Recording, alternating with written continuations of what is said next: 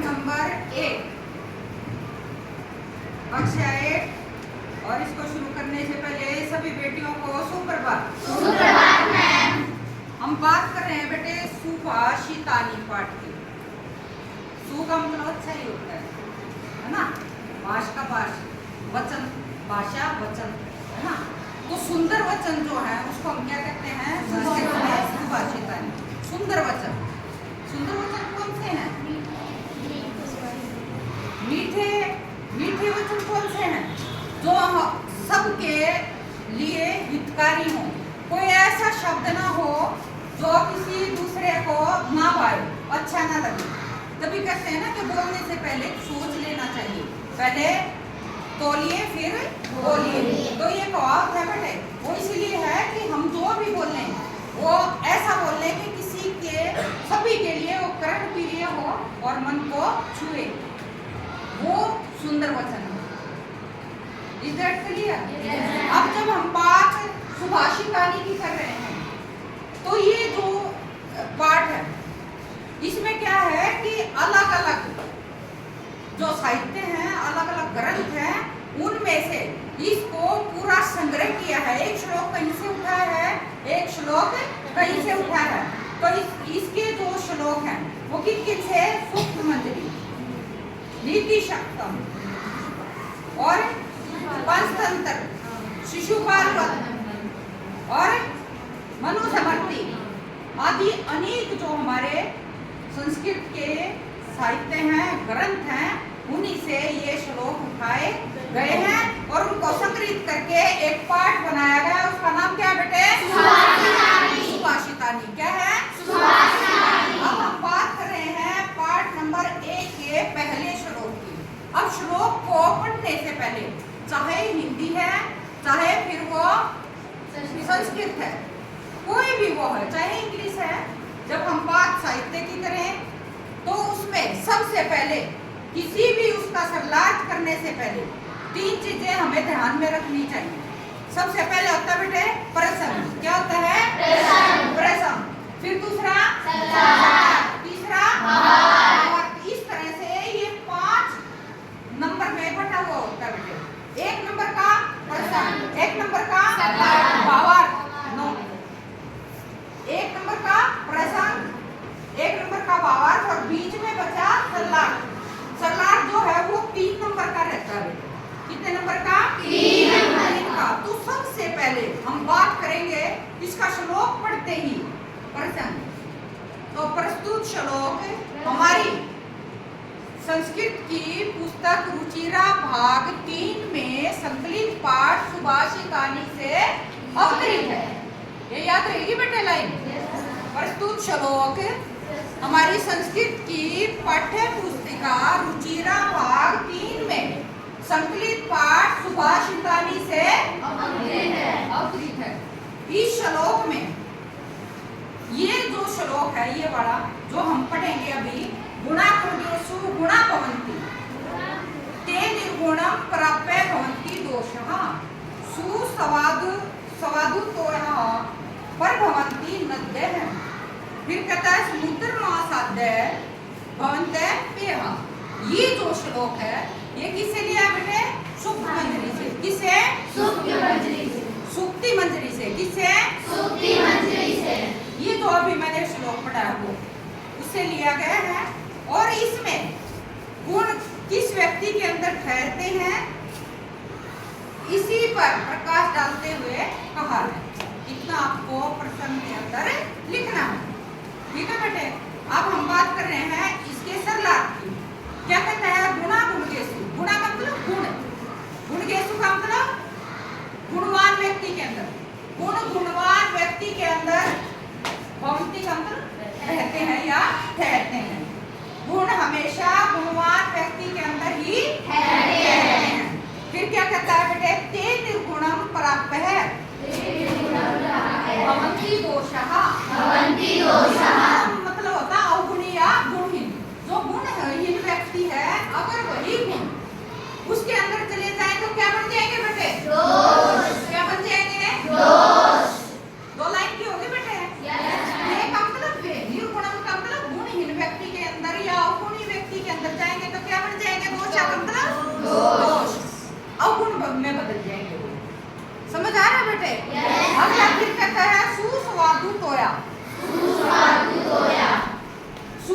तोया का मतलब क्या होता है? स्वादिष्ट जल, मीठा जल जो होता है पानी, वो किसका? प्रभवंती। प्रभवंती का मतलब होता है निकलती हुई, नद्या मतलब नदी, नदी या बहती हुई नदी का स्वादिष्ट जल। अगर फिर उदाहरण दे रहा बेटे, फिर क्या कहता है? समुद्र महासाध्य भवन्ते पेय, कहता है कि अगर वही बहती हुई जो नदी का जल है स्वादिष्ट, अगर वही जल समुद्र के अंदर जाके मिल जाए तो वो क्या होता है बेटे? पीने योग्य नहीं होता, वो भी खारा हो जाता है। अर्थात अगर कोई गुणी व्यक्ति अवगुणी के पास जाकर बैठेगा तो फिर क्या हो जाएगा बेटे? वो भी, उसके गुण भी किसमें बदल जाएंगे? अवगुणी में। तो कहने का तात्पर्य ये है कि हमें हमेशा संगति का विशेष ध्यान देना चाहिए। अच्छी संगति में ही रहना अगर हमें अपने व्यक्तित्व को निखारना है। ठीक है बेटे? अब ये बात है, क्यों कही है ये चीज? क्या है बेटे कि अक्सर देखा जाता है ये, अगर हम नेचुरल प्रकृति की अगर हम बात करें तो क्या है कि जब भी अक्सर देखना, अब गुण हमें सिखाने पड़ते हैं। अभिभावक हों, हमारे बुजुर्ग हों, हमारे बड़े बहन भाई हों, जो भी हों, सभी को गुण सिखाने पड़ते हैं। सिखाने के बावजूद भी कई बार भटक जाते हैं। लेकिन जो मैं बात कर रही हूँ गुण और अवगुण की, बहुत गहरी बात है श्लोक के अंदर। क्या है कि अक्सर देखा होगा, क्या कोई ऐसा अभिभावक है जो अपने बच्चे को चोरी करना सिखाता हो? नो है। वो उसमें जन्मजात आ गई है चीज। किसी ने सिखाई वो? झूठ बोलनी किसी ने सिखाई? नहीं सिखाई। लेकिन सच के लिए पेरेंट्स रोज कहता नहीं बेटे आपसे गलत काम करने किसी कोई अभिभावक सिखाता है? कोई शिक्षक सिखाता है? कोई नहीं। लेकिन फिर भी वो आ रही है, ये कहां से? नेचुरल। और सही के लिए जद्दोजहद करनी पड़ती है। कहते हैं बेटे देखो गलती हो जाए तो उसको मान लो, हाँ मेरे से गलती हुई है, लेकिन मैं कोशिश करूंगी कि मेरे से ये गलती दोबारा ना हो, है ना? लेकिन उसके लिए भी फिर हमें उसमें चोट करनी पड़ेगी बार बार। अरे मैं झूठ बोलती हूँ, मुझे झूठ नहीं बोलती, क्योंकि टीचर ने भी बताया, मेरे पेरेंट्स भी कह रहे हैं, है ना, अभिभावक भी बोल रहे हैं, तो मुझे ये चीज नहीं करनी चाहिए, है ना? उसके लिए बार बार उस पर स्ट्रोक्स करने चाहिए। अगर हमें ऐसी कोई मोबाइल की लत पड़ गई है, उसमें अगर हम पाठ्य पुस्तक से संबंधित चीज अगर करते हैं, हमारी एजुकेशन से रिलेटेड अगर कोई चीज करते हैं, तो वो हमारे लिए एक बहुत अच्छी, मैं कहूँ कि इससे अच्छा कुछ भी नहीं है। और अगर हमें लत लग जाए कि हमें 24 घंटे अरे जा क्या बाद में पढ़ लो, एक रील देखी, है ना, इंस्टाग्राम पे चेक कर लो, एक यूट्यूब पे, एक फेसबुक पे, यूं करते करते हमारे कितने घंटे खराब हो जाएंगे। और उस घंटे की कीमत कितनी थी ये सोचना बनता है। ये लत है ना? तो ये सभी लत है बेटे, ज्यादा सोने की, ज्यादा खाने की, या बहुत ज्यादा किसी मोबाइल का यूज करना, हद से ज्यादा अनलिमिटेड जो भी चीजें हैं वो सब नहीं होनी चाहिए। ये सभी बुराइयां हैं जो ऑटोमेटिक हमारे जन्म के साथ आई हैं, लेकिन तय करता है हमारी दिशा पे कि हम किस दिशा के अंदर जाना चाहते हैं। उसमें बहुत रोल अदा करते हैं अभिभावक, शिक्षक, लेकिन कर्णधार है आपको तय करना है कि उनकी बात सही है तो हमें उसी दिशा में घूमना है, तो हमारा जीवन भी बहुत अच्छी दिशा में जाएगा। ये है बेटे, ये नेचुरल उसकी बात है। वो हम ये सारी बुराइयां हम साथ लेके आते हैं, इनमें तो इतना कोई सोचने की जरूरत नहीं है।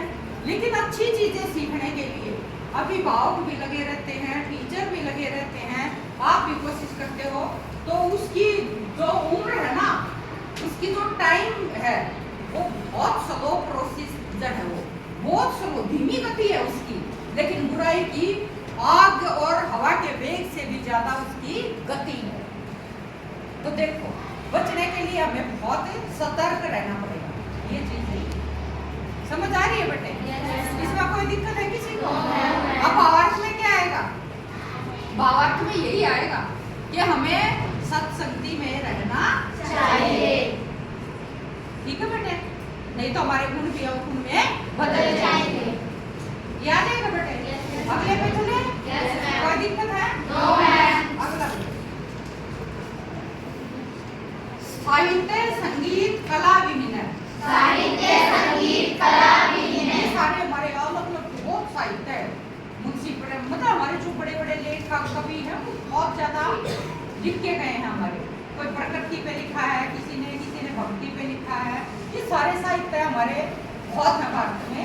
तो कहता है कि जिसके पास साहित्य का मतलब क्या? साहित्य नहीं है। ये जो हमारे हैं ये कादम्बरी है, ये सारे ठीक है, ये साहित्य है बेटे। मुंशी प्रेमचंद के है ना, महादेवी वर्मा के, बाल मुकुंद के, बहुत सारे इतने लेखक हमारे उसमें लिखने बैठो तो अंत नहीं है। ठीक है बेटे?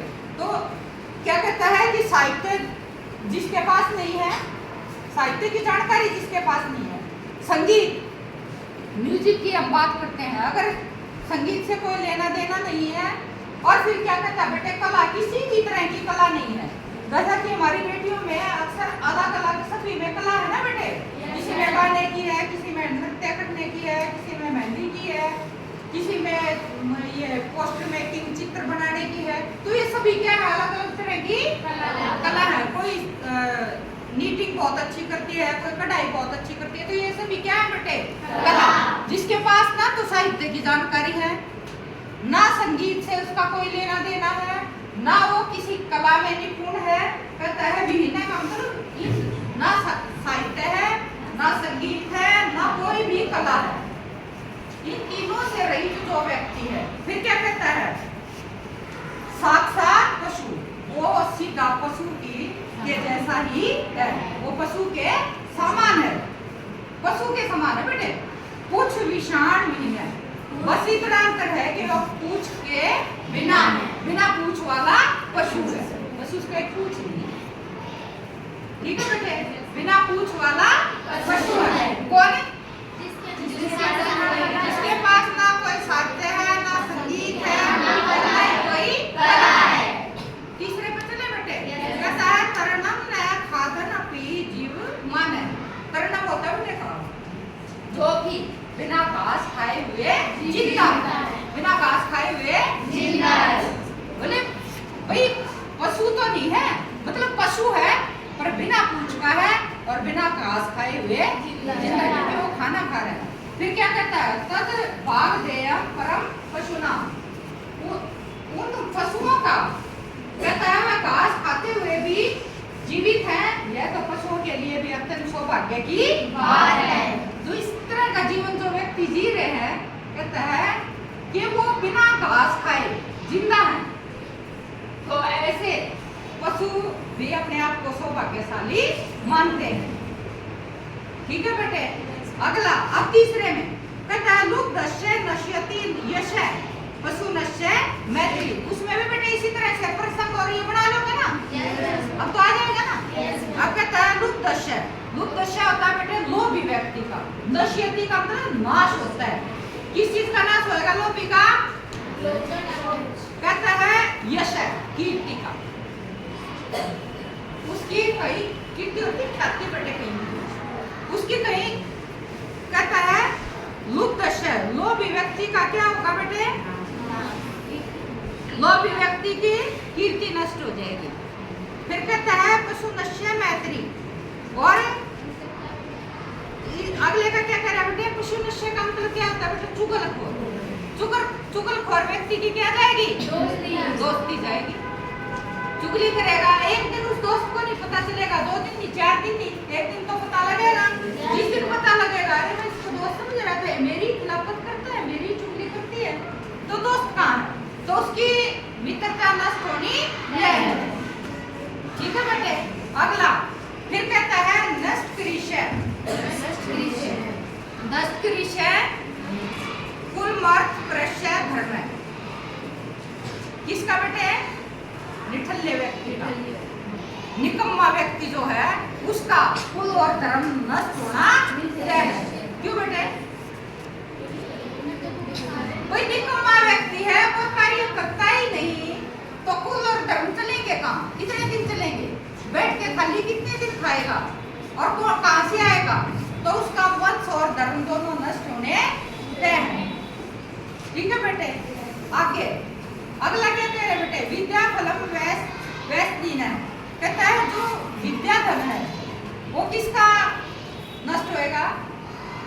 जिसमें बुरी लत है। वैश्य का मतलब लत है, बुराइयां जिसके अंदर, तो उसको विद्या आएगी नहीं। जो बुराइयों में पड़ गया, किसी तरह की भी बुराई, जो मैं अभी कह रही हूँ, चुगली करने की बुराई हो जाए, मोबाइल चलाने की बुराई हो जाए, बहुत खाने की हो जाए, सोने की हो जाए, लड़के हैं उनमें बीड़ी पीने की हो जाए, खैनी खाने की हो जाए, है ना, सिगरेट पीने की हो जाए, किसी भी तरह की, तंबाकू की कोई भी लत हो जाए, तो उसकी विद्या कहाँ आएगी? विद्या की तरफ उसका ध्यान ही नहीं जाएगा, तो उसकी नष्ट होगी। फिर क्या कहता है? कर्पण्य से सौख्यम। और जो कंजूस व्यक्ति है, सौख्यम का मतलब सुख, कंजूस के पास सुख हो ही नहीं सकता। कंजूस के पास सुख क्यों नहीं हो सकता बेटे? क्योंकि वो कमाएगा, जमा करेगा, अपने लिए खर्चेगा ही नहीं, उसको सुख मिलेगा कहाँ से? पैसे खूब कमा रहा है, गर्मी में मर रहा है, पैसे कमा रहा है, पैदल घूम रहा है। अरे जब उसके पास पैसे हैं तो कोई साधन जुटाओ। गर्मी में सड़ रहा है, गर्मी है, पैसे हैं, बैंक में पड़े हैं, लेकिन उसने कोई संसाधन ऐसे नहीं जुटाए, कूलर पंखे कुछ तो लगाता, तो सुख कहाँ से मिलेगा बेटे? है ना? तो जितना उस हिसाब से तो हम कर ही सकते हैं ना, तो उसका सुख नहीं है। किसको सुख नहीं? उस व्यक्ति को। ठीक है बेटे? कहता राज्य परमत सचिवस्य। राज्य परमत का मतलब दूसरे की बुद्धि से, सचिवस्य दूसरे की बुद्धि से किसे? जो उसका सलाहकार है। और फिर कहता है नराधिपस्य, जो राजा अपने राज्य को दूसरे की बुद्धि से चलाता है, उसका राज्य का नष्ट होना निश्चित है। ठीक है बेटे? यहाँ तक किसी को कोई दिक्कत है? यहाँ तक आ जाएंगे? तीन हो सकते हैं? याद हो जाएंगे आराम से? पूरा साथ पड़ा है, लेकिन बेटे ये 3 के 3 आपको कॉपी में इसी तरह से पहले सरलार्थ का पहला अक्षर लिखना है। देखो ऐसे बता दूं एक बार, जैसे ये पहला है, मैं बता दूं एक बार, देखो बेटे ये है गुना, ऐसे लिख लिया बेटे, बाकी में डैश, और फिर सबसे लास्ट वाला जो है ना ये रहा, ये अक्षर लिख दो।